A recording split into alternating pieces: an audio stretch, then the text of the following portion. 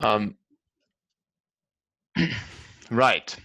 So it's my great pleasure to introduce my colleague and longtime collaborator and very good friend, Felix Voigtlaender, as our speaker today. It's good tradition of this seminar that we don't start with a long list of achievements. So if you're interested, you can just check out Felix's webpage. He will speak about neural network performance for classification problems with boundaries of Barron-class. During this talk, you're welcome to post questions to the chat. You're also welcome to unmute yourself and ask questions directly. In that case, I and my co-organizers, we will monitor the chat and interrupt the talk at a time that we find appropriate. But this talk will be recorded. So if you don't want to ask a question while being recorded, you can wait until the end, and then we'll have a discussion section that is not recorded. Okay, so without further ado, Felix, you may start. Yeah, so hello everybody, welcome to this talk, and thanks to the organizers for having me. Yeah, so this is about a very recent paper which just a few days appeared on Archive, which is joint work with Caragea and with Philip Petersen, who just introduced me. So Philip just told me that this picture here might be misleading because people now think this is me. This is not me, this is Andrew Barron, who proved already like 20 years ago some quite interesting results about neural networks. And in a sense, as you will see, this whole talk is a big tribute to Andrew Barron, so he pops up every now and then. So this talk is about learning or approximating using neural networks such classification functions or such functions which are discontinuous. So for example, they jump from 0 to 1, but there's some regularity of the boundary curve. So I will briefly formally introduce this in the first part of the talk and indicate some existing results.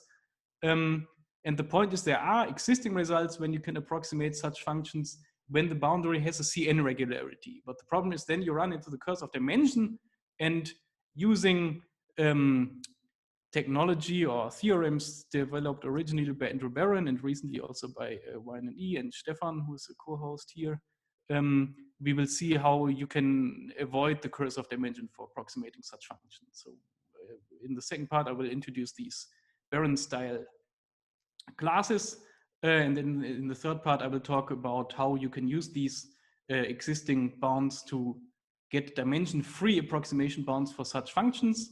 And in the last part, I will briefly talk about optimality, although we are still trying to improve the results that I will show there. So the optimality results are probably not optimal.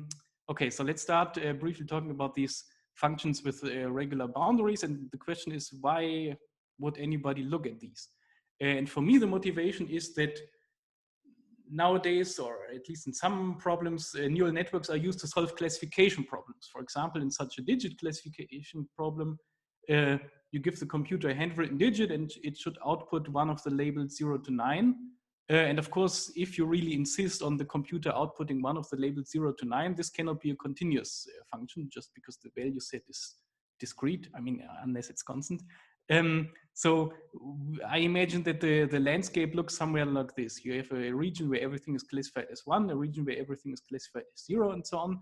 And for us to be able to prove or say anything, we will assume that these boundaries between the different classes have a certain regularity. So in the end, we want to learn or approximate such piecewise constant functions, which are a linear combination of indicator functions.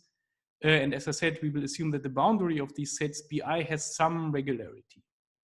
And one thing you should note is, because these functions are discontinuous, you cannot, as long as you're interested in approximation, you cannot approximate them uniformly using neural networks.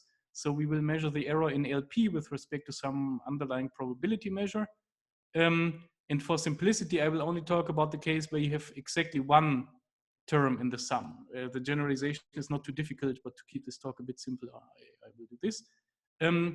So in the next slide, I will now briefly indicate a key difference between our approach and I think what other people have done before. And the key difference is that in our setting, it's really crucial that you really recover the ground truth boundary. You don't recover some boundary which is compatible. So in the usual setup, which I call here the soft boundary setting, you have something like this. So everything here in this Pac-Man should be classified as 1, let's say, and everything here in the thing that the Pac-Man eats, everything should be classified as 0. And what will usually happen is that, or people will assume that the probability distribution of the training or also testing samples is in such a way that they somehow stay away from the boundary. So for example, here there will no relevant data will be here. So the probability measure will not, or the support of the probability measure that you're interested in will lie strictly inside these two sets, which are separated by a positive distance. Okay. And then of course, if you want to classify all these relevant inputs correctly, there's a lot of wiggle room for you to choose the boundary, right? For example, this would be one way in which you could correctly separate the two classes, but this is of course not the unique boundary. Whereas the setting that we consider here is you really have a ground truth boundary that's given to you and unknown, and the training samples can be very close or, to the boundary. The only thing that we assume, as you will see later on, or as I will explain later on, is we assume that the data distribution is such that the samples are not concentrated extremely close to the boundary. Otherwise, you cannot prove anything. Okay. Yeah, and so to make this notion of a regular boundary more formal, so what we assume is, and I'm always drawing pictures in 2D, of course, in general, you have higher dimensional settings. I assume that the whole set that you're interested in, you can cover it by disjoint up to the boundaries rectangles, or I mean higher dimensional rectangles, boxes, such that if you look at each of these boxes, then the boundary looks in the right coordinate system, like after singling out one of the coordinates, like a so-called horizon function. By a horizon function, I mean the area under a given curve. So you pick one variable xi, and then you require that xi should be less or equal or bigger or equal than a function of the remaining variables. Okay, so this is what I call a horizon function. And again, I assume that the set is in such a way that you can cover it by disjoint boxes, such that on each such box, the set looks like such a horizon function. And here in this case, I now assume that these horizon functions have C beta regularity, and later on we will assume they have Barron regularity, but I will also explain what I mean by that. Okay, and then I just, in the notation, which is not important, I somehow also say what the C beta norm of these boundary defining functions is and how many pieces you need. So there is already an existing approximation results regarding such sets. Namely, so we want to approximate them using so-called ReLU neural networks. So these are neural networks, fully connected feed-forward, which I will not explain right now, which use this ReLU activation function that just takes the positive part of X. Okay, and then you can show that if you want to approximate such functions which have C beta regular boundaries, you can do that using ReLU networks of a certain depth, which just depends on the smoothness beta and on the input dimension D. And if you want to approximate up to error epsilon in LP with respect to the Lebesgue measure, you need this many weights and neurons. And what you see is that you run into what is called the curse of dimension. The number of neurons or weights that you need depends exponentially on the input dimension D. And what is also true, but not explicitly stated in our paper, is that also this implicit constant C here also depends exponentially on D. So you run into the curse of dimension in two ways. So everything depends somehow exponentially on D, unless the smoothness that you require, of course, scales also like the dimension. So in dimension D, you would need D times differentiable boundaries, but still this constant will scale exponentially in D. So the whole point of this talk will be to derive similar approximation and then also learning bounds, which are almost independent of the input dimension. And the question is, what kind of boundary regularity can you impose to allow this? Can I ask a quick question? Yeah, sure. Do you require fewer layers in higher dimensions? Well, I mean, so basically what pops out here is, if you want to get a good approximation rate, so if you want to have a decent exponent here, then you need deeper networks. So basically, if the dimension is so high, and the smoothness is not too big that your dimension, that your approximation rate is bad anyway, then you also don't need that that deep of a network. Okay, thank you. That makes sense. Yes, I mean up to this term here. Okay, but yeah. So again, if you have any questions, feel free to ask.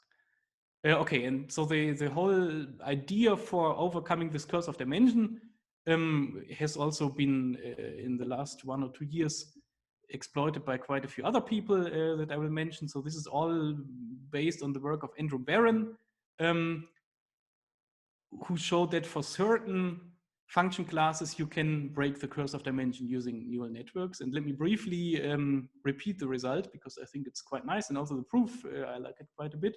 So the setup is the following. You want to approximate in L2 with respect to some probability measure a function. And what you assume is that the function is in what I call the Fourier-analytic Barron space. And this just means the following. F is the Fourier transform or inverse Fourier transform of a function capital F, which has one finite moment. So you can integrate it if you still weight it by xi. Okay. And if this is the case, then Barron showed the following.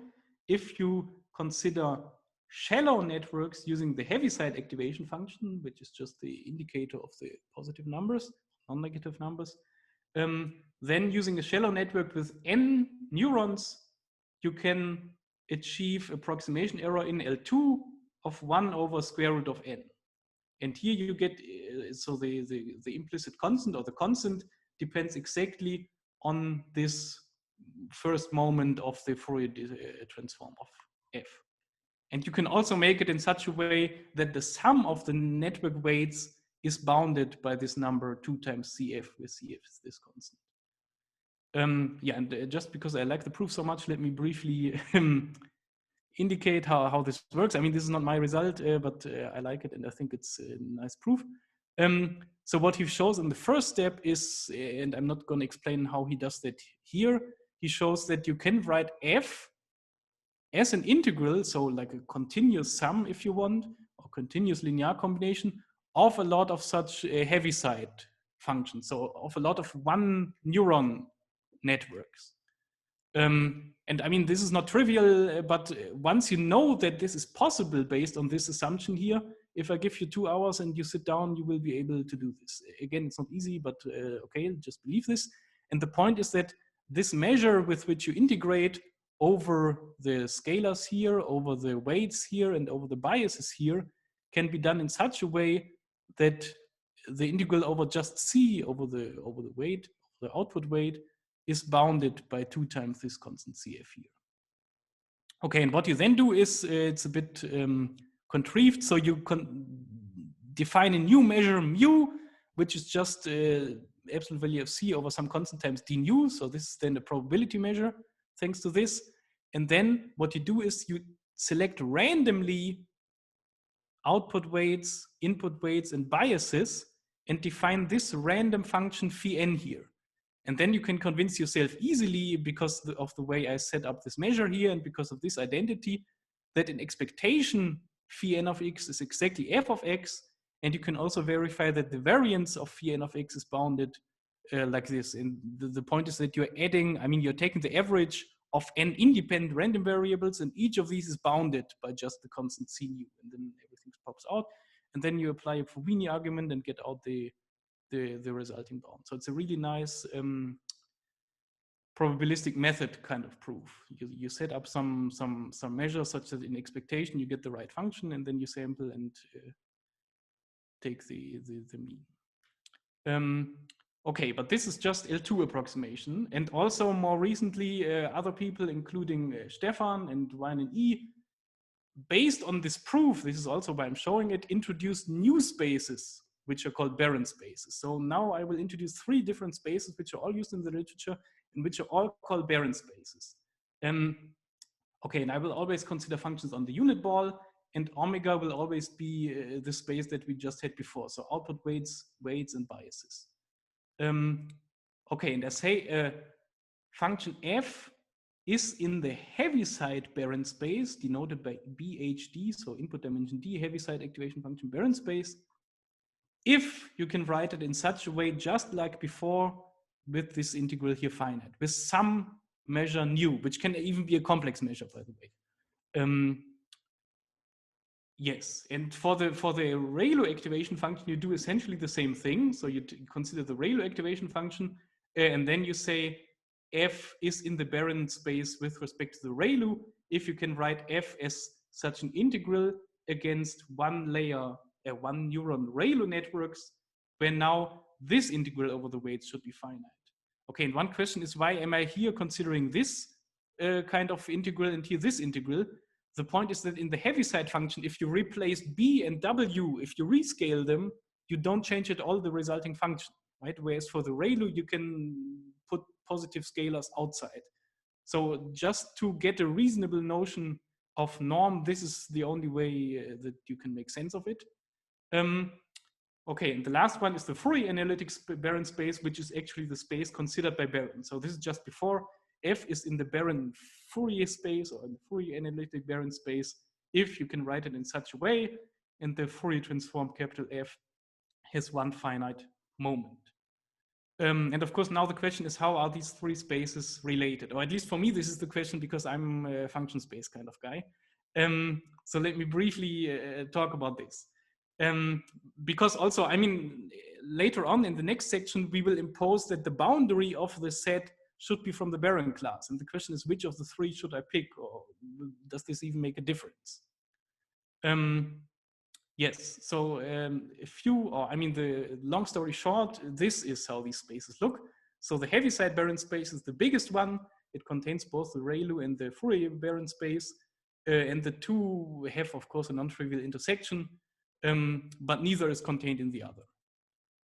Which, by the way, in some papers, this has been mentioned, or it seems to me that some papers thought differently about this.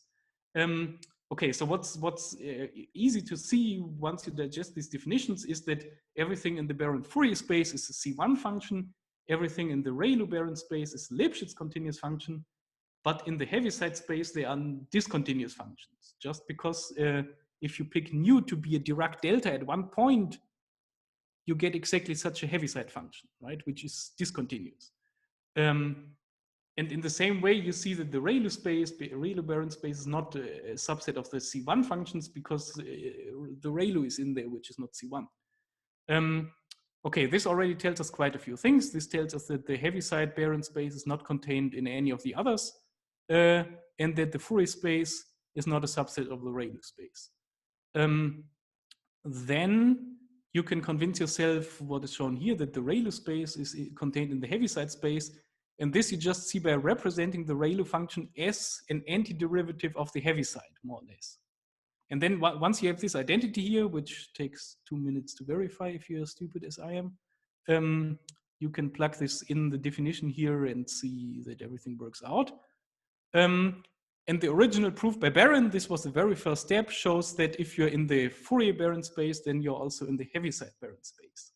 So the only remaining question, which will lead you to believe that this diagram here is true, is the Fourier space also contained in the ReLU space?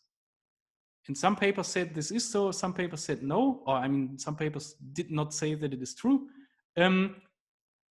So what a recent paper by Weinen E. and Stefan and others showed that if you put two finite moments as an assumption, then if you have a function in this two-moment Fourier Barron space, then it's also in the ReLU Barron space. And what we showed is that this exponent here, 2, is actually optimal. So the Fourier Barron space is not contained in the ReLU Barron space in particular. So I have prepared the formula or the proof idea of this, but I think I will skip this for now, unless someone is really interested in the end, then we can briefly go over this. Okay, but now I will explain why these Barron spaces are interesting for us. I mean, we saw this already before. If you do L2 approximation, then you can approximate functions in this Fourier Barron space quite well with shallow networks. And this is also true for the others. So if you have a function in the ReLU Barron space or in the Heaviside Barron space, and you want to approximate it with shallow networks, that use the same activation function, then you can do that. If you want to approximate in L2, you can get error n to the -1/2. And if you want uniform approximation, this is nice that this is also possible.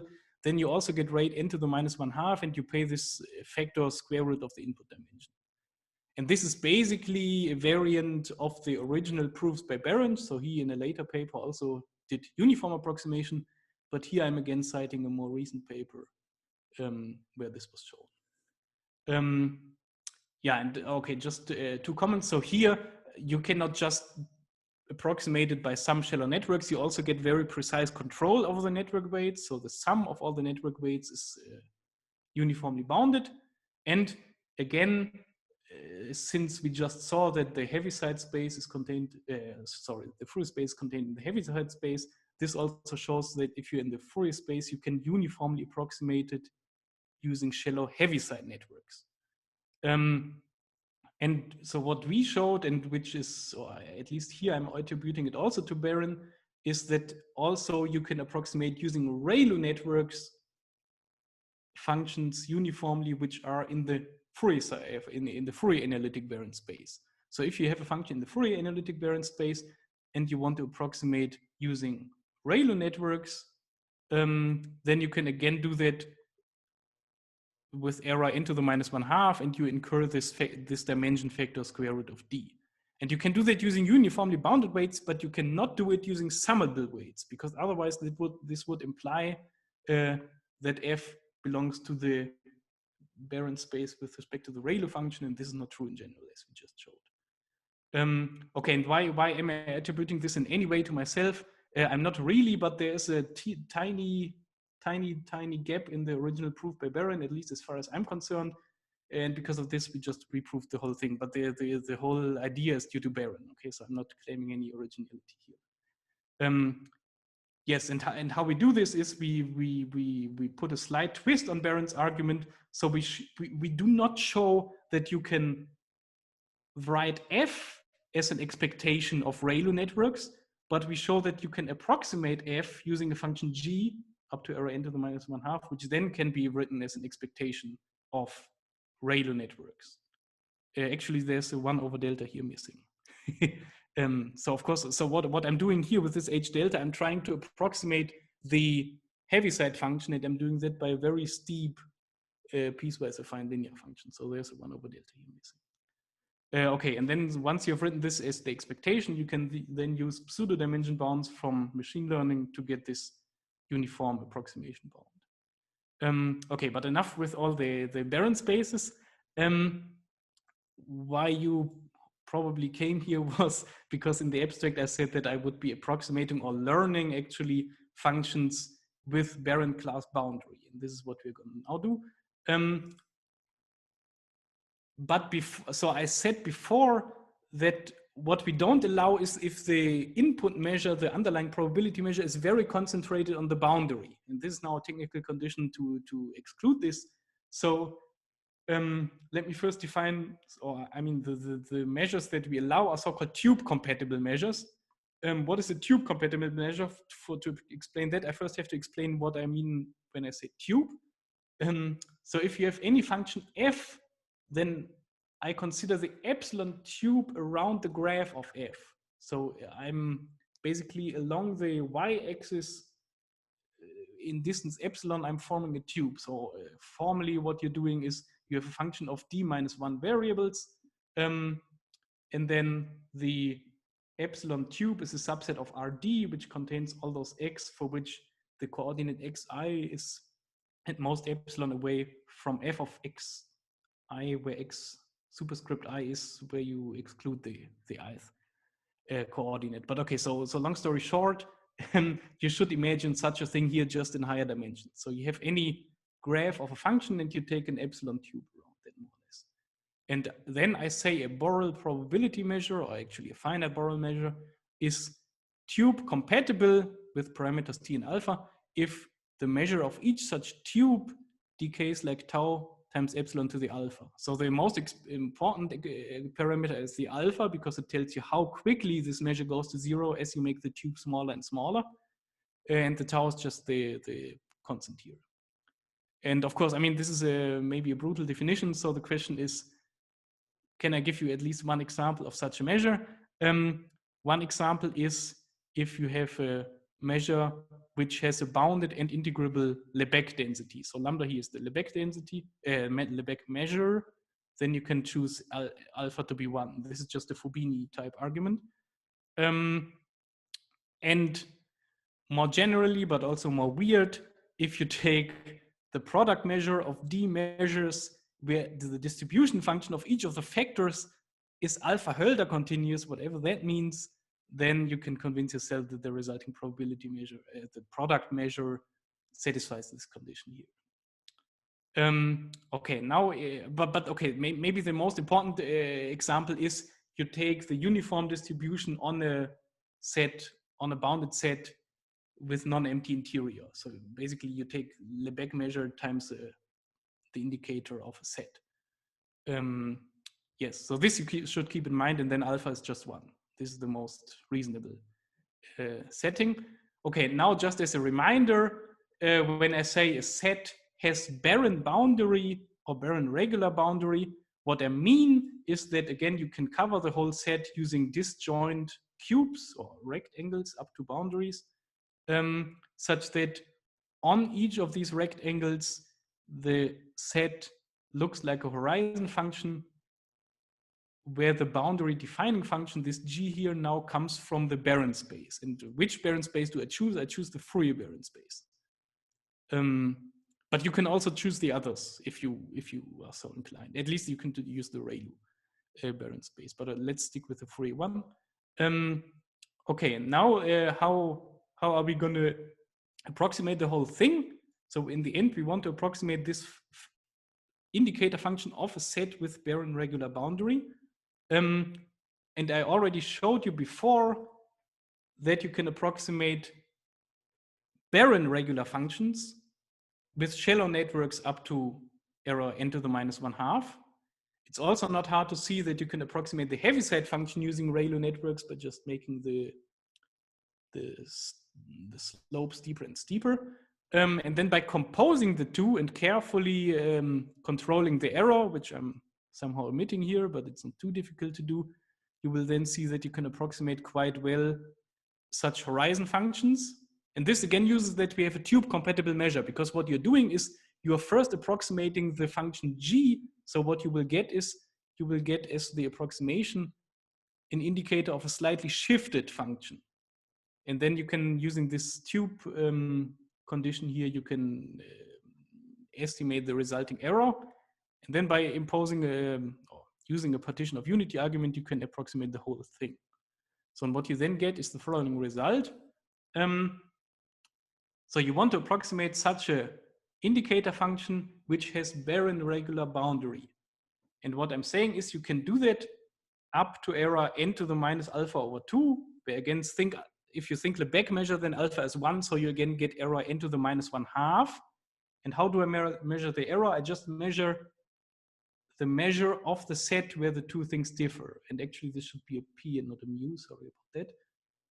So you can construct a network of a certain size such that the set where the indicator of this set is different from what the network computes has very small measure. And so the dimension enters just in a polynomial way, and you get error n to the -1/2 if you have a Lebesgue density. And what kind of networks do you need to use? So you need to use networks which have 3 hidden layers. So in the first layer, what you're doing is you're approximating the boundary defining function. Then in the second layer, you are composing it with this approximate Heaviside function. And in the last layer, you kind of do this partition of unity, and then you can combine everything. This will give you this bound. And you can also show that the size of each of the weights of the network can be bounded. So the individual weights of the network do not explode too badly as n goes to infinity. Okay, now the question is, okay, now we can approximate, but maybe actually we want to do machine learning, right? This is the One World Machine Learning seminar. And this is the last slide in this section. So we want to actually learn such a function with Barron boundary. So what's the exact setup? So we again have a probability measure, an underlying probability measure, which tells us how our input data is distributed and this should be tube compatible. But we don't know it. So we assume there is such a thing, but we don't know it. We also want to approximate the indicator of a Barron boundary, of a set with Barron boundary, which is again not known. And the only thing that we know is we are given M training samples distributed according to P, and we know samples of the indicator of P at these points. And then the usual thing what we do is we choose a suitable hypothesis class, which in this case will consist of neural networks, and then solve this empirical risk minimization problem, where on the training sample, we look at how badly our each individual function phi from the hypothesis class is doing, and then we minimize this error here, this empirical error. And the question is, how well does this do, and how should you choose the hypothesis class such that this does well? And what comes out of the approximation result, if you combine it with usual VC dimension bounds, that you should do the following. So you're given M training samples, and then you should choose capital N, which is essentially the number of neurons of the network, to scale like M to the 1 over 1 plus alpha. And again, think alpha as 1. So if you have a Lebesgue measure, Lebesgue density, then alpha is 1. So you should choose square root of M as the number of neurons of your network. And the exact architecture of the network then looks like this, just as before. Okay, and then the claim is this: with probability at least 1 minus delta with respect to the training sample. So if you're not given a very bad training sample, then the following will happen. The generalization error of the empirical risk minimizer that you get out of here, so the probability that it misclassifies a new sample, will be bounded by this ugly expression here. Okay, and what essentially this is doing is this scales like M to the minus alpha over 2 plus 2 alpha. Think again, alpha equal 1. Then this scales like M to the minus 1 over 4 plus ln delta to the minus 1 over square root of M. So the dominating term, if delta is not too insanely small, the dominating term will be like M to the minus 1 over 4. So this is how the generalization error will decay if you get more and more training samples. And how you prove this again is by combining VC dimension generalization bounds with this approximation result that we had here. Okay, now in the last part, the question is, are these results optimal and can you improve them? And if yes, in which way? And yeah, as I said in the beginning, we are still working on this, but we have a few observations that I would like to present here. The first one is, I always assume that the measure is tube compatible. And I also said in the beginning, and this is intuitively clear, that if the measure concentrates too much at the boundary that you're trying to learn, then you will not be able to do well. And this is something that we proved formally. I guess this is somehow well clear to the super experts in the area. But what we proved is the following. So if you have a set which has infinite VC dimensions, so a set of classifiers, a set of indicator functions if you want, which is infinite VC dimension, and you try to approximate functions from this class using neural networks, and you look at the minimax error, then you can always choose the probability measure in such a way, given n and L, so given the size of the network, so n is the width of the network and L is the depth of the network.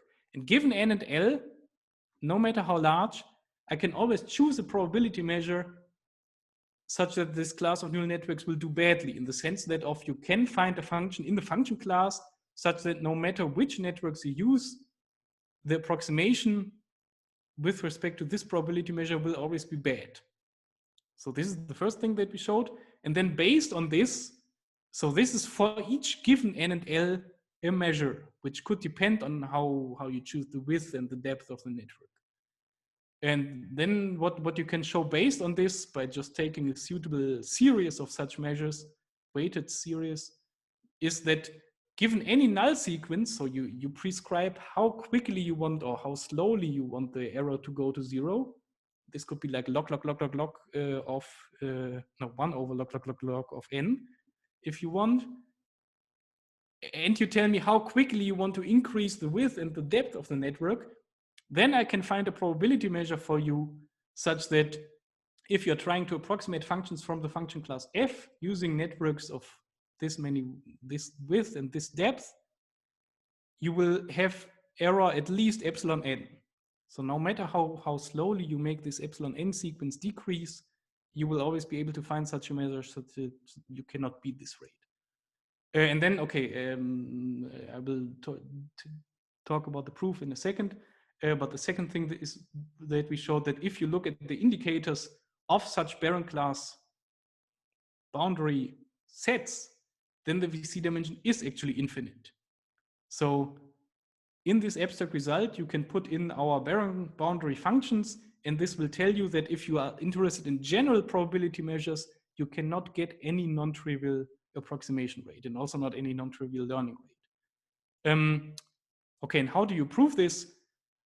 So the VC dimension, why is it useful? It's useful because it characterizes by the fundamental theorem of statistical learning theory exactly whether a function class is PEC learnable or not. So whether you can learn it with high probability using samples.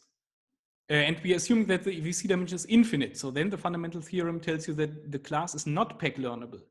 And if this estimate here was false, then this more or less implies, I mean, I'm cheating a bit because of the 1/16 and not epsilon, then this implies that the class is actually PEC learnable because this class, the class of all ReLU networks of a given depth and width, has finite VC dimension and is thus PEC learnable. So the class of neural networks of a given size is PEC learnable, and if this lower bound would not hold, you could approximate anything from F by such neural networks, and then it's not hard to see that actually the class F itself would be PEC learnable and thus cannot have infinite VC dimension. Okay, so this is why we assume this tube compatibility. And the second optimality result is, I think, a bit more interesting, but also maybe not optimal. So here we ask, if you want to learn such an indicator function of a set with Barron regular boundary using M training samples, how well can you do? I mean, we showed that you can get error m to the -1/4. And the question is are we just too stupid to prove something better, or is it impossible to prove something better? And what this result tells you is, okay, you can at least not get better than m to the -1/2 -2/d-1. So if the input dimension d is very large, this tells you cannot do substantially better than n to the -1/2. But of course, there's a lot of room between m to the -1/4 and m to the -1/2. So this we are still trying to understand better. Yeah, but what this result tells you is that no learning algorithm, how clever you are, doesn't matter, doesn't need to involve neural networks, can be any learning algorithm that you can cook up. You will not be able to learn uniformly over all sets with Barron-class boundary. And measuring the error in Lebesgue measure, you will not be able to do better than m to the -1/2 -2/d-1.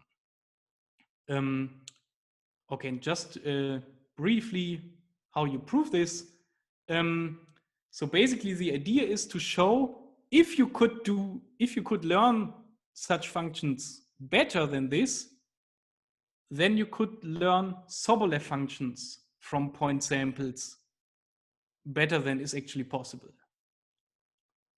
So what are we doing?